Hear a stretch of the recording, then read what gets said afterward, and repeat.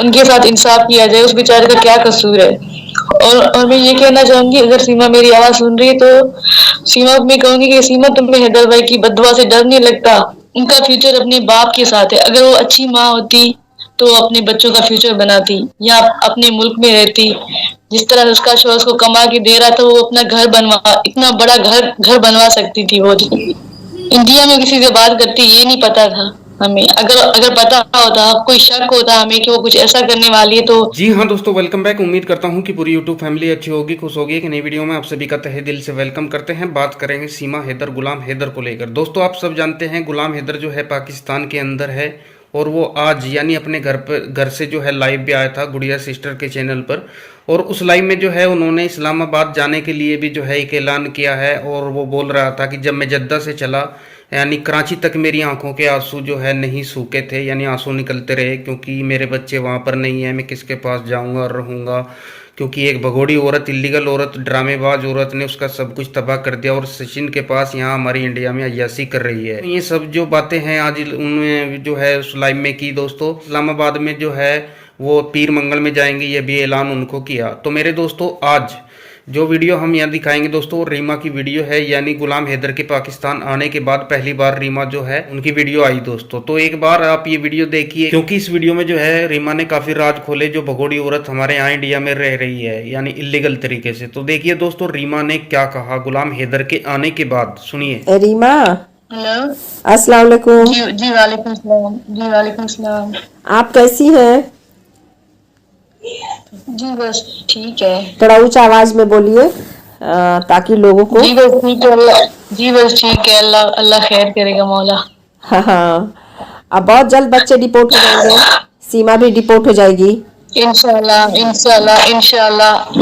जो जो हमारी मदद कर रहे हैं, अल्लाह अल्लाह उनको भी अजर देगा, जो जो हमारी मदद कर रहे हैं। बहुत देख रही है ना, हम लोग कितनी बदनामियां उठा रहे हैं, कितने लोग गालियां दे रहे हैं। इन लोगों को ये है कि कैसे गुड़िया रीमा से बात कर लेती है। अरे हम भी इंसान है, रीमा भी इंसान है। जी जी जी, आप भी आप इंसानियत की खातिर कर रहे हैं, आपको भी अल्लाह ताला अजर देगा। हाँ हाँ। अब हैदर भाई से आप बात की थी? हैदर भाई तो पाकिस्तान पहुंच गए हैं, तो आप बात की होंगी। जी हमने हैदर भाई से बात की। वो बेचारे इतना रो रहे थे, इतना तड़प रहे थे अपने बच्चों के लिए। जब वो यहाँ से पाकिस्तान से चले गए थे, जब कमाने के लिए गए थे, तो उनके बाद बेचारे के पास, उनके पास घर था, अपने बच्चे थे। अब जब वो लौट के आए हैं तो उनके पास ना घर है ना बच्चे हैं, कुछ भी नहीं बचा। तो एक बात पे क्या गुजर रही होगी। अच्छा, आप वो रोए बेचारे ना। रोते रोते फोन पे वो रो रहे थे, तड़प रहे थे। क्या? बस उनकी उनकी मदद करें, उनके बच्चे उनको वापस करवा के दे दें। हाँ, सब जो लोग जो परेशान। ताकतवर है, जिनकी माँ इंडिया में चलती है, तो हम उनसे रिक्वेस्ट करते हैं कि खुदारा हमारे बच्चे हमें वापस करें, हैदर भाई को। उनके साथ इंसाफ किया जाए, उस बेचारे का क्या कसूर है। और मैं ये कहना चाहूंगी, अगर सीमा मेरी आवाज सुन रही है तो सीमा को मैं कहूंगी कि सीमा, तुम्हें हैदर भाई की बददुआ से डर नहीं लगता? तो वो एक गरीब बाप है, एक मिस्कीन बाप है, जो अपने बच्चों के लिए इतनी दूर कमाने गए थे। अब जब वो लौटे, उनके पास कुछ भी नहीं बचा, ना घर ना बच्चे, ना बेचारे के पास इज्जत बची, कुछ भी नहीं बचा। आज वो अपने बच्चों के लिए तड़प रहे हैं, रो रहे हैं। तो तुम्हें डर नहीं लगता अपने खुदा से? जब वो लौटे हैं बेचारे के पास, उनके पास कुछ भी नहीं बचा ना। तो अब वो बेचारे किस हालत में होंगे? वो तो उनको पता होगा, जिनके पास बच्चे होंगे, जिनके हाँ, पास बच्चे होंगे, वो उनको पता होगा कि बच्चे अलग हो जाने का दुख क्या होता है। लेकिन बाकी जो लोग बातें करते हैं, उनका तो कुछ भी नहीं गया ना। हाँ हाँ, आपके ना आवाज से ना पता ना सीमा का दिल भी नहीं पिघलता है।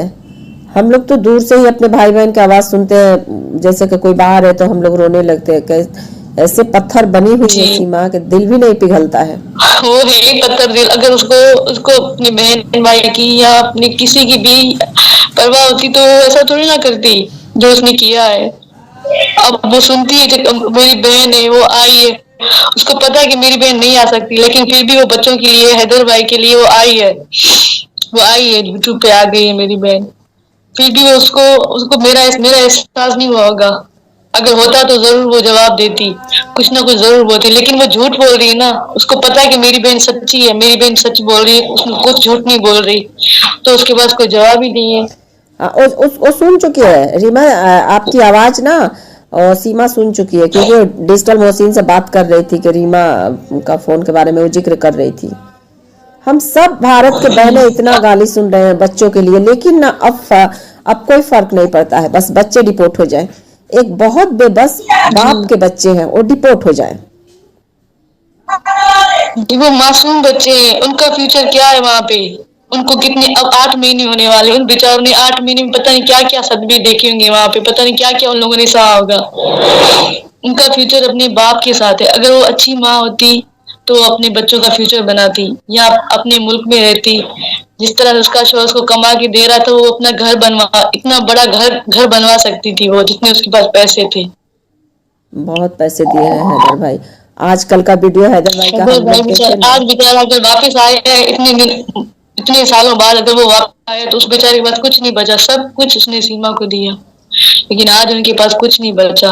तो अब उनके साथ इंसाफ किया जाए, उनको उनके बच्चे वापस किए जाए, डिपोर्ट करवाए उनके बच्चे, क्योंकि उन बच्चों का फ्यूचर अपने बाप के साथ है।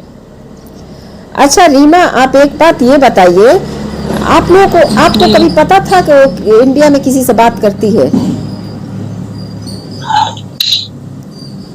नहीं, इंडिया में किसी से बात करती ये नहीं पता था हमें। अगर अगर पता होता, कोई शक होता हमें कि वो कुछ ऐसा करने वाली है, तो उसे हम कभी ना करने देते ऐसा। लेकिन उसके पास अपने मोबाइल होते थे। फरहान जो उसका बेटा है, वो गेम खेलता था, वो जो पबजी गेम है वो खेलता था बाकी, और उसके साथ वो सीमा भी खेलती थी गेम और घर बिका तो अपने, किसी को पता बोलती नहीं थी चला? फरहान के साथ खेल। जी सीमा जब घर बेची तो किसी को पता नहीं चला? आपको पता नहीं था? किसी को पता नहीं चला? नहीं, सीमा ने हमें ये बताया था कि जो मैंने घर लिया है उस घर की दीवार छोटी है, तो इसलिए मैं वो घर किराए पे दे रही हूँ, और जिस घर में रह रही हूँ ना मैं, उस घर से किराया आ रहा है, तो मैं इस घर का किराया दे रही हूँ। वो हमें यही बताती थी। अच्छा अच्छा, आपसे ये बताई थी। के साथ तो दिन रात वो बात करती थी ना, तो हमें क्या पता उसने हैदर भाई को कोई बताया है या नहीं बताया, क्योंकि वो घर भी तो हैदर भाई से लेके दिया था ना, उसने खुद तो नहीं लिया, पैसे हैदर भाई के थे। फिर भी मेरी आवाज जो जो ताकतवर लोग सुन रहे हैं, जिनकी वहां इंडिया में चलती है, मतलब कहीं भी मेरी आवाज सुन रहे हैं, तो प्लीज हमारी मदद करें, हमारे बच्चों को वापस कराएं। उनका फ्यूचर पाकिस्तान में अपने बाप के साथ है। हैदर भाई एक कमजोर बाप बन चुके हैं, उनके पास अब कुछ नहीं बचा। प्लीज उसकी मदद करें, उसके बच्चे उनको डिपोर्ट करवा के दें। और मैं सीमा को कहूंगी, सीमा को तो मेरी आवाज सुन रही है तो खुदा रहा, अगर तुम्हें किसी की भी परवाह तो नहीं है, हमें पता है। अगर तुम्हें परवाह होती तो किसी को पता नहीं चला? आपको पता नहीं था? किसी को पता नहीं चला? नहीं, सीमा ने हमें ये बताया था कि जो मैंने घर लिया है उस घर